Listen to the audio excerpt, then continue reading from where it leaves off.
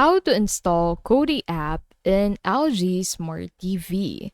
So to be able to install the Kodi app on your LG Smart TV, you need to check the prerequisites first. So before you begin the installation, it is important to make sure that your TV meets certain requirements. The TV must have WebOS 4.0 or higher. This means that if your smart TV is from 2018 onwards, it should be compatible. You will need a computer with Windows or Mac OS to complete the installation. It is necessary to register as a developer on LG to be able to install applications outside the official store.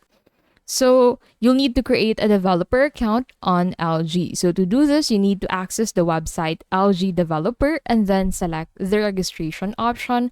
Fill out the form with your email, password, and other required information. Confirm your account using the link you will receive via email.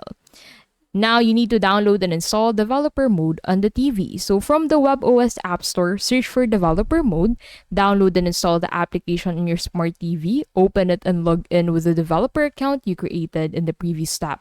Activate the option developer mode status and accept when the TV restarts. After the reboot, enter the account again, developer mode application, and activate the option key server.